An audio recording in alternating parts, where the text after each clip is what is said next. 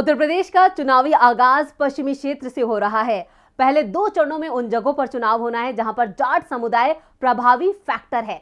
पहले चरण में 10 फरवरी को और 11 जिलों की 58 सीटों पर, जबकि दूसरे चरण में 14 फरवरी को 9 जिलों की 55 सीटों पर वोटिंग होगी।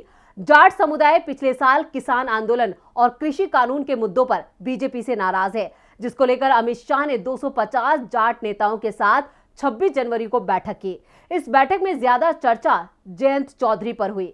बीजेपी काफी वक्त से जयंत पर डोरे डाल रही है, लेकिन जयंत के इरादे पक्के हैं। उन्होंने अमित शाह के ऑफर को ठुकराते हुए बीजेपी को करारा जवाब दिया है। नमस्कार, मैं हूं परवीन शेख। स्पेशल रिपोर्ट में आज चर्चा करेंगे यूपी चुनाव में बीजेपी ने मानी हार।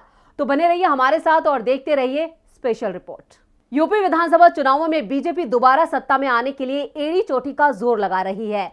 2022 में बीजेपी ने 300 पार का नारा दिया है, लेकिन फिलहाल यूपी के जाट लैंड यानी पश्चिमी यूपी से जो तस्वीर सामने आ रही है, उसने बीजेपी के 300 पार के नारे की हवा निकाल दी है। पश्चिमी यूपी में बीजेपी का चुनावी गणित बिगड़ गया है और बीजेपी को इस इलाके में अपनी करारी हार का डर साफ नजर आ रहा है। शायद यही वजह है कि भारतीय जनता पार्टी के सीनियर नेता और देश के गृह मंत्री अमित शाह ने उत्तर प्रदेश विधानसभा चुनावों को लेकर सक्रियता बढ़ा दी है। कैराना में डोर टू डोर जनसंपर्क के बाद अमित शाह पश्चिमी यूपी में प्रभावी जाट समुदाय को साधने की रणनीति में जुट गए हैं। दिल्ली में करीब 250 जाट नेताओं के साथ मुलाकात के बाद अमित शाह मथुरा और नोएडा में जाट बिरादरी को साधने में लगे हुए हैं। मथुरा में बांके बिहारी मंदिर में माथा टेकने के बाद अमित शाह ने हिंदुत्व का नारा भी बुलंद कर दिया है। वहीं दिल्ली में हुई बीजेपी की जाट बैठक में अमित शाह ने आरएलडी अध्यक्ष जयंत चौधरी के लिए खुला ऑफर तक दे डाला, जिस पर जयंत ने बीजेपी को करारा जवाब दिया है। खबरों की माने तो दिल्ली में गृह मंत्री अमित शाह की अध्यक्षता में हुई जाट नेताओं की बैठक में अमित शाह ने कहा है कि चौधरी चरण सिंह की हम इज्जत करते हैं। उनकी विरासत जयंत चौधरी के लिए हमने पहले भी दरवाजे खोल रखे थे और अगर आगे भी वो चाहेंगे तो उनसे बातचीत के लिए दरवाजे खुले रहेंगे। अमित शाह के इस बयान के फौरन बाद जयंत चौधरी ने ऑफर को ठुकरा दिया और बीजेपी को करारा जवाब देते हुए ट्विटर पे लिखा है, न्योता मुझे नहीं, उन 700 प्लस किसान परिवार को दो जिनके घर आपने उजाड़ दिए हैं। दिल्ली में अमित शाह के साथ बैठक में मौजूद रहे केंद्रीय मंत्री संजीव बालियान ने भी पश्चिमी यूपी में बीजेपी के बिगड़ते समीकरण को साधने के लिए जयंत को बीजेपी के पाले में करने के लिए जाट समाज की दुहाई तक दे डाली। दिल्ली में हुई बैठक के बाद संजीव बालियान ने कहा, कोई गिले शिकवे वाली बात नहीं है, सबसे बैठकर बातचीत हुई और हमेशा ऐसी बात होती है। 2017 में भी बात हुई थी, 2019 में भी बात हुई थी और 2014 में भी बात हुई, आज भी बात हुई है। आगे उन्होंने कहा कि मैं मानता हूं कि जयंत चौधरी गलत रास्ते पर हैं, लेकिन उनका क्या रूप होगा ये वह खुद तय करेंगे। अब वो हमारे साथ आएंगे या नहीं आएंगे, ये तो वह अपनी पार्टी के अध्यक्ष होने के नाते उन्हें ही तय करना है। यूपी चुनावों में इस वक्त जाटलैंड यानी पश्चिमी यूपी की सीटों पर बीजेपी बैकफुट पर नजर आ रही है। ऐसे में बीजेपी सत्ता में वापसी के लिए हर सियासी दांव चल रही है और इसी के मद्देनजर बीजेपी का आला नेतृत्व आरएलडी अध्यक्ष जयंत चौधरी पर डोरे डाल रहा है। यूपी विधानसभा से ठीक पहले गृह मंत्री अमित शाह ने बुधवार को पश्चिमी यूपी के जाट नेताओं के साथ बैठक की थी और ये बैठक बीजेपी सांसद प्रवेश वर्मा के दिल्ली आवास पर हुई थी। बैठक के बाद प्रवेश वर्मा ने कहा है, जयंत चौधरी ने एक गलत रास्ता चुना है। पश्चिमी यूपी का जाट समाज के लोग उनसे बात करेंगे और उनको समझाएंगे। बीजेपी का दरवाजा जयंत के लिए खुला है। हम तो चाहते थे कि वो हमारे घर में आए, लेकिन उन्होंने दूसरा घर चुना है। दिल्ली में बीजेपी सांसद प्रवेश साहिब सिंह वर्मा के घर पर जिला पंचायत और खाप स्तर के करीब 250 जाट नेता जुटे थे। इस बैठक में शाह ने नौकरियों में आरक्षण, गन्ने का पेमेंट और चुनाव के बाद राष्ट्रीय लोकदल के साथ गठबंधन की संभावनाओं की बात रखी। उन्होंने ये भी कहा कि जाटों ने 650 साल तक मुगलों से लड़ाई लड़ी और बीजेपी भी देश विरोधियों से लड़ रही है।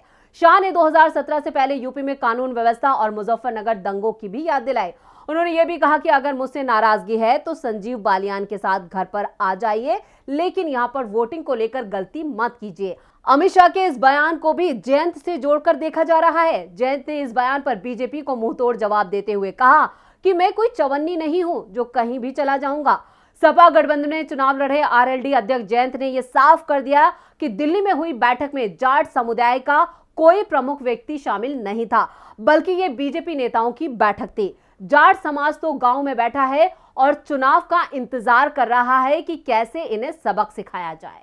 चलिए अब आपको ग्राफिक्स के जरिए बताते हैं कि यूपी की सत्ता तक जाने के लिए पश्चिमी यूपी को जीतना क्यों जरूरी है। पश्चिमी यूपी का गणित, पश्चिमी यूपी के 26 जिलों में कुल 136 विधानसभा सीटें हैं। पिछली बार यानी साल 2017 में बीजेपी को 109 सीटें मिली थी, जबकि समाजवादी पार्टी को सिर्फ 21 सीटें मिली थी। पश्चिमी यूपी की बंपर सीटों की वजह से बीजेपी को 300 से ज्यादा सीटें मिली।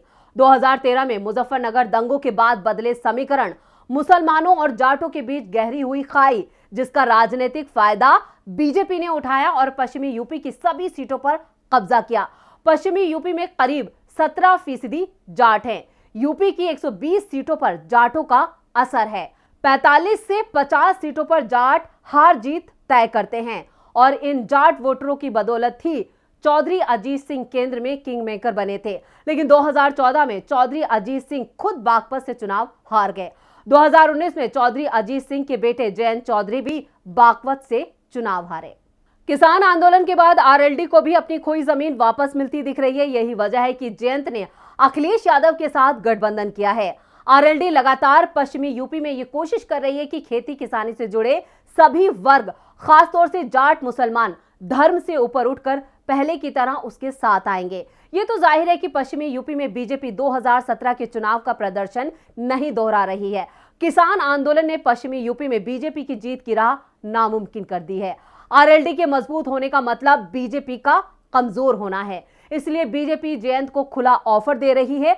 अमित शाह इस ऑफर के बहाने जाहिर तौर पर मुस्लिम जाट समीकरण में सेंध लगाने की कोशिश कर रहे हैं। ऐसे में भले ही बीजेपी जयंत का हमदर्द दिखाने की कोशिश कर रही हो, लेकिन बीजेपी किसी कीमत पर आरएलडी को उभरते नहीं देखना चाहती और ये खुला ऑफर भी उसी की एक कोशिश है।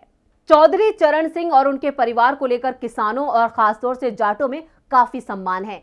इस परिवार के लोगों के लिए और किसानों के प्रति जो रवैया हाल के समय में सरकार और बीजेपी का रहा, उससे लोगों में नाराजगी है। ऐसे में अमित शाह ने जिस तरह से जयंत चौधरी के लिए चुनावों से पहले और बाद में भी बीजेपी के दरवाजे खुले रखने की बात कही है, वो जाटों की सहानुभूति हासिल करने और बीजेपी के लिए गुस्सा कम करने की कोशिश है, या फिर बीजेपी ने चुनावों से पहले ही अपनी हार मान ली है।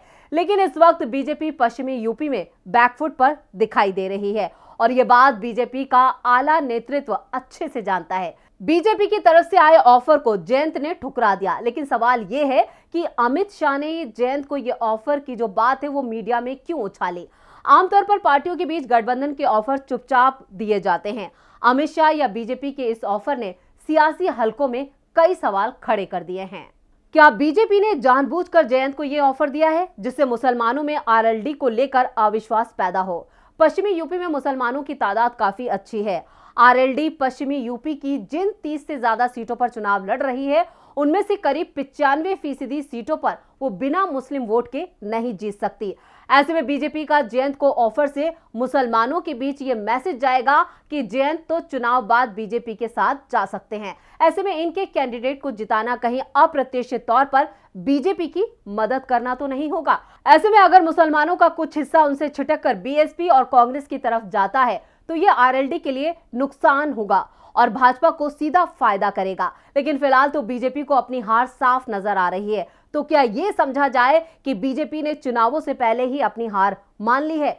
तो आपको हमारी ये स्पेशल रिपोर्ट कैसी लगी? आप नीचे कमेंट बॉक्स में अपनी राय जरूर दें और इस वीडियो को ज्यादा से ज्यादा शेयर करें, लाइक करें और चैनल को सब्सक्राइब करना ना भूलें। नमस्कार।